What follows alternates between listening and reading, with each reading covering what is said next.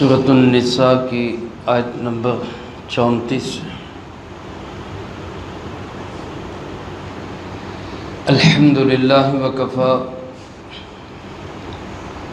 والسلام علی عبادہ الذین اصطفی خصوصا علی سید الرسل وخاتم الانبیاء وعلى آلہ واصحابہ الاتقیاء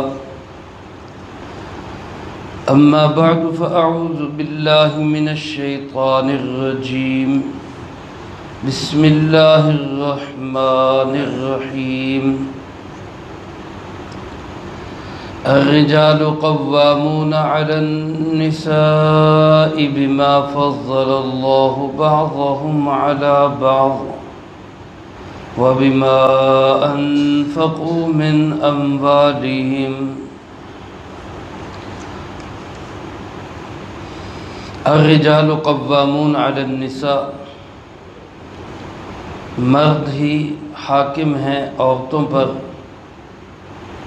بما فضل اللہ اس وجہ سے کہ اللہ تعالیٰ نے فضیلت دی بعضهم على بعض ایک کو دوسرے پر وَبِمَا أَنفَقُوا مِنْ أَمْوَالِهِمْ اور اس وجہ سے کہ یہ مرد خرچ کرتے ہیں اپنے اموال کو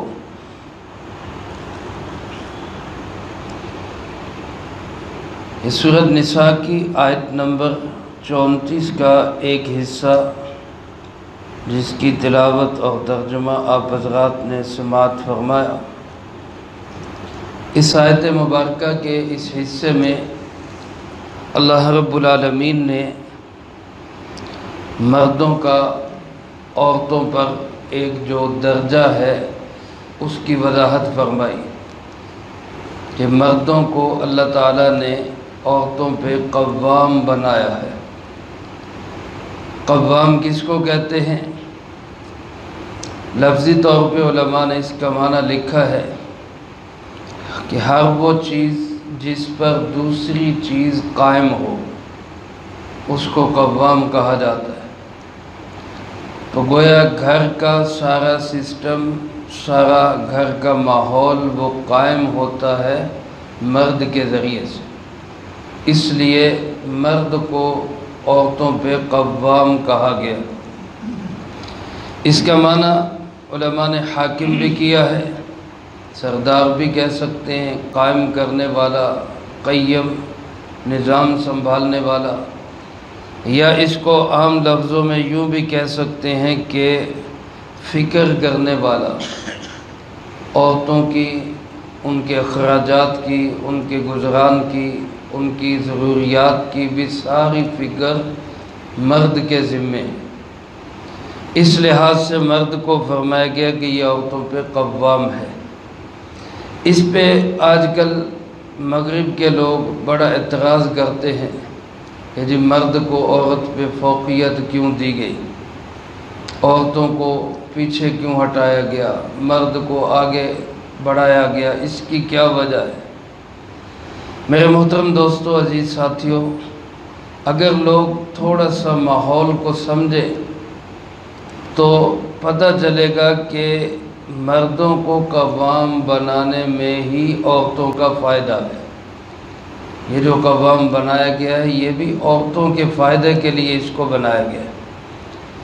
جس معاشرے کے اندر قرآن کریم نازل ہو رہا ہے اس معاشرے میں، بلکہ اس دور کے تمام معاشروں اور تہذیبوں میں عورت کو جانور جتنے بھی حق حاصل نہیں تھے۔ ایک جانور کے کچھ نہ کچھ حقوق تھے، عورت کے لیے اتنے بھی حق نہیں تھے۔ قرآن کریم نے، اللہ رب العالمین نے عورت کو مرد کے برابر حقوق دیے۔ سورۃ البقرہ میں اللہ پاک ارشاد فرماتے ہیں وَلَهُنَّ مِثْلُ الَّذِي عَلَيْهِنَّ بِالْمَعْرُوفِ، ان عورتوں کا بھی اتنا ہی حق ہے مردوں پر جتنا مردوں کا عورتوں پر حق ہے۔ جس طرح مرد کے ذمے کچھ ذمہ داریاں ہیں، فرائض ہیں، وہ عورت کی ذمہ داریاں پوری کرے، یہ عورت کا حق ہے۔ صرف یہی نہیں کہ عورت کے ذمے یہ ہے کہ مرد کی ذمہ داریاں پوری کرے اور مرد کے ہی عورت پر حق ہے، نہیں، بلکہ فرمایا عورت کے بھی مرد پر حق ہیں، بلکہ اس کو ان الفاظ میں فرمایا مثل الذی، اتنے ہی جتنے مرد کے حق ہیں۔ حقوق مختلف ہو سکتے ہیں، ڈیوٹیاں مختلف ہو سکتی ہیں، ذمہ داریاں الگ الگ ہو سکتی ہیں، لیکن حق ہونے میں جتنا مرد کا حق ہے اتنا ہی عورت کا بھی مرد پر حق ہے۔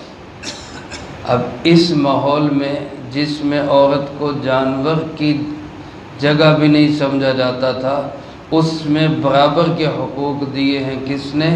اللہ رب العالمین نے، اسلام نے، جناب محمد کریم صلی اللہ علیہ وآلہ وسلم۔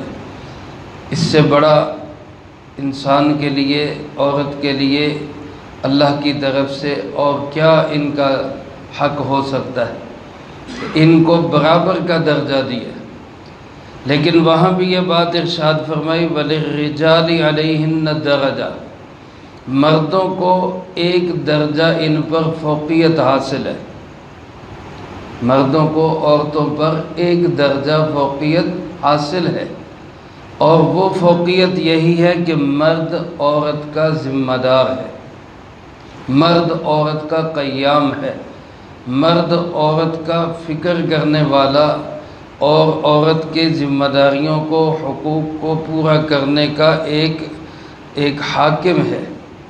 یہاں حاکم ہونے کا مطلب یہ نہیں جس طرح دنیا کے اندر کوئی زور و زبردستی سے حاکم بن جاتا ہے اور پھر وہ ظلم و ستم اور استبداد کرتا ہے، بلکہ یہاں حاکم ہونے کا مطلب یہ کہ عورت کے تمام بوجھ اٹھانے کا ذمہ دار وہ مرد ہے، اس کی ذمہ داری ہے۔ میرے محترم دوستو، اس کو بعض لوگ اس انداز سے پیش کرتے ہیں کہ لو جی عورت کا مرتبہ گھٹا دیا، عورت کی عزت کم کر دی، حالانکہ ایسا نہیں ہے۔ دیکھیں یہاں اللہ پاک نے فرمایا بما فضل اللہ بعضهم علی بعض، دو وجہ سے مرد کو عورت پہ قوام بنایا گیا۔ ایک وجہ یہ کہ اللہ نے مرد کو عورت پر فضیلت دی ہے، جسمانی اعتبار سے، قوت کے اعتبار سے، ذہنی صلاحیت کے اعتبار سے اللہ نے مرد کو عورت پر فضیلت دی ہے، اس میں کوئی شک نہیں۔ یہاں بھی الفاظ جو ہیں یوں نہیں فرمایا بما فضل اللہم علیہن، ایسے الفاظ نہیں فرمائے کہ مردوں کو عورتوں پہ فضیلت دے دی، بلکہ یوں فرمایا کچھ کو کچھ پر فضیلت دی، بعضهم علی بعض۔ بعض کس کو کہتے ہیں؟ حصے کو، یعنی معاشرے کی اس گاڑی کے دو پارٹ ہیں، دو حصے ہیں، ایک عورت ہے، ایک مرد ہے۔ اب آپ حضرات سمجھتے ہیں کہ کسی بھی چیز کے اندر جب مختلف اجزاء اور مختلف اعضاء ہوں تو ہر عضو کا اپنا اپنا کام ہوتا ہے۔ کچھ اعضاء افضل اور بہتر ہوتے ہیں، مثال کے طور پہ ہمارے جسم میں سر بھی ہے، ہاتھ بھی ہے۔ اب جتنی اہمیت سر کی ہے ہاتھ کی اتنی اہمیت نہیں ہے۔ ہاتھ نہ بھی ہو تو انسان گزارا کرتا ہے، سر نہ ہو تو کسی انسان کا زندہ رہنا مشکل ہے۔ تو سر کی اہمیت زیادہ ہے، ہاتھ کی اہمیت کم ہے، لیکن اس کے باوجود کوئی یہ کہہ سکتا ہے کہ سر جو ہے یہ تو عزت والا ہے اور ہاتھ کی کوئی عزت نہیں؟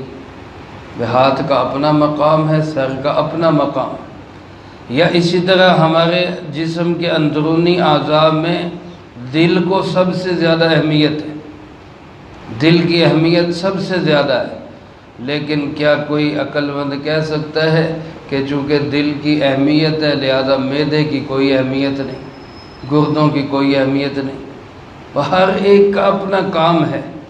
ایسے ہی زندگی کے اس خوبصورت معاشرے کے اندر مرد کی فوقیت کے باوجود عورت کا اپنا احترام ہے، اس کا اپنا تقدس ہے، اس کا اپنا ایک کام ہے۔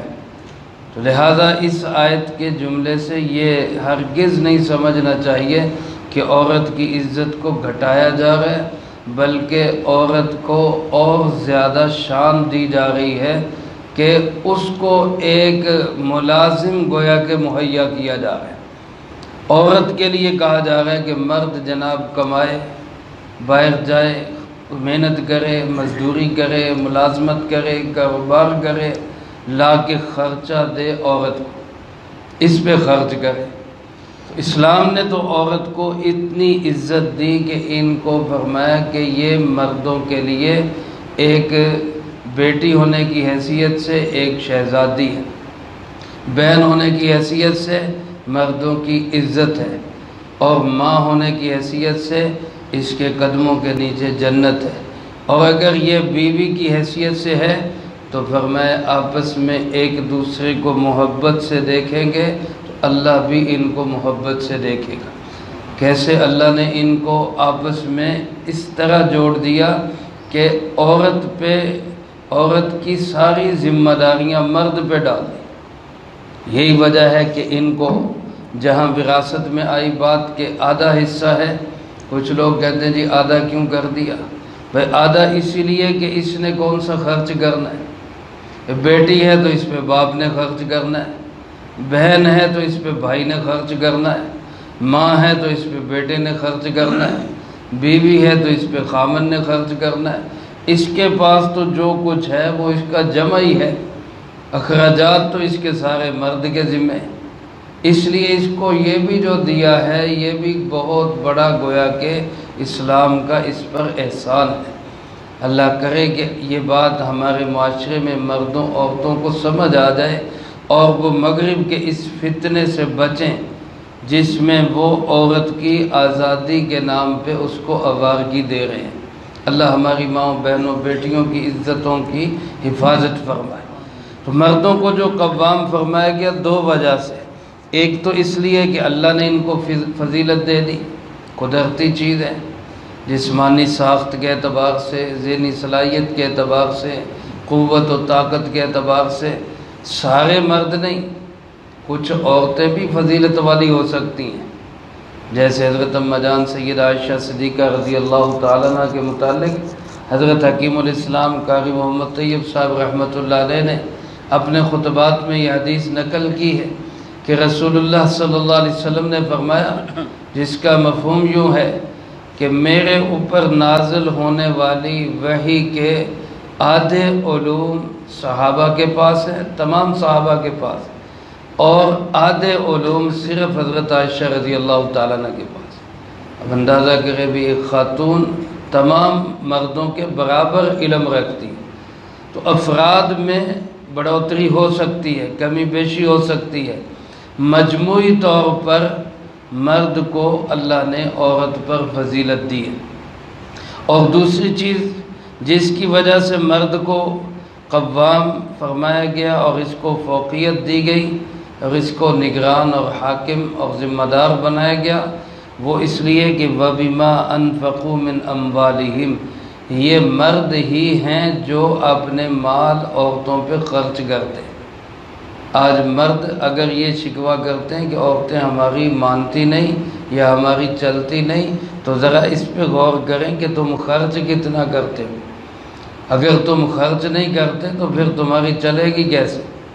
تمہیں اللہ نے جو قوامیت دی ہے وہ خرچ کرنے کی وجہ سے دی ہے، تو لہٰذا عورت کو سہولت کے ساتھ اتنا خرچ کرو اس پہ کہ اس کو نہ کسی اور کی محتاجگی رہے، نہ کسی اور کی طرف دیکھنا پڑے، پھر وہ تمہاری حاکمیت کو تسلیم بھی کرے گی۔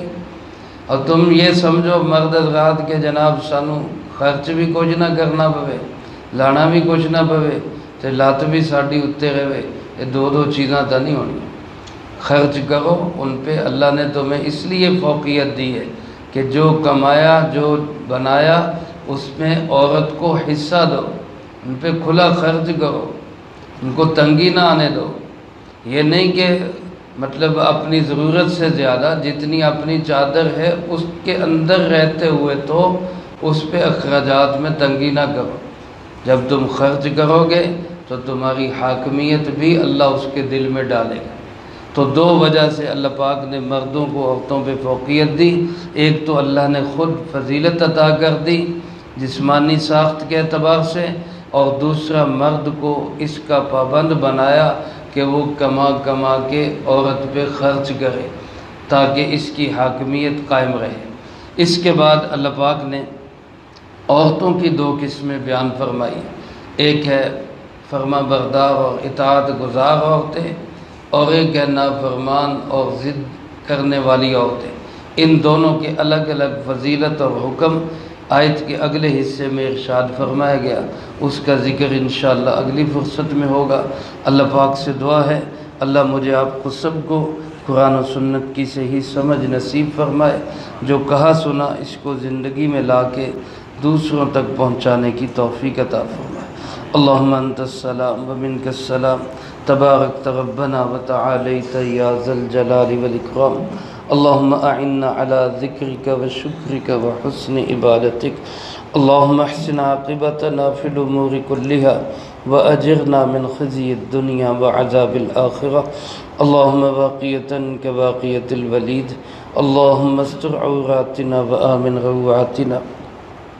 اللہم انا نجعلک فی نحورہم ونعوذ بک من شرورہم.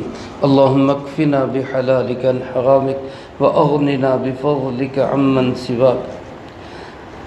اللہم اکفنا کل مہم من حیث شئت ومن این شئت. رب اغفر وارحم وانت خیر الراحمین. رب ارحمہما کما ربیانی صغیرا. اللہم ربنا تقبل منا انک انت السمیع العلیم